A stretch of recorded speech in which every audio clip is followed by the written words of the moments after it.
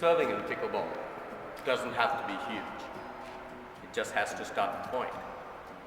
Your serve needs to keep the opponent, the returner, really back. That's all. You just have to keep the returner behind the baseline when they strike the ball.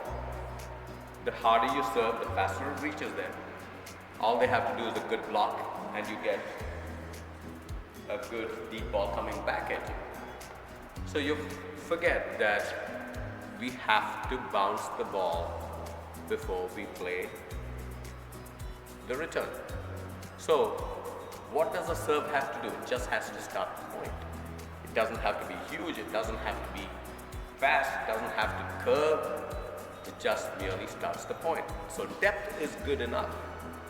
You can add all these things on, but it's really not going to have much of an effect because you have to bounce their return.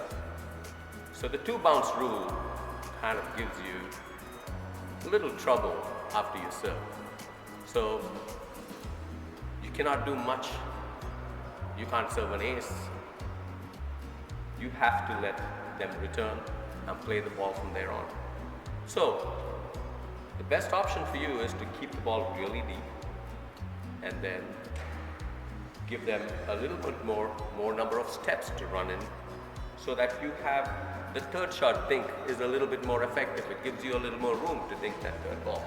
So a good pushed up serve that keeps the opponent behind the baseline when they return is good enough.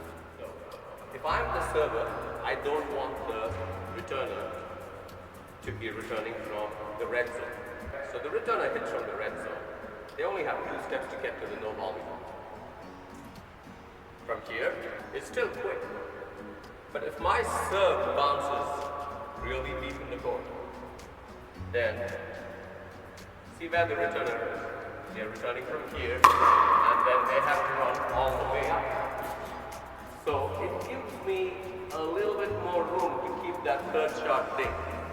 So I don't have to be perfect with the third shot dink. Something near their feet will still make them play the ball up for me and my partner to move in behind that third shot. So when you are serving, depth is the key. Not speed, not spin, depth.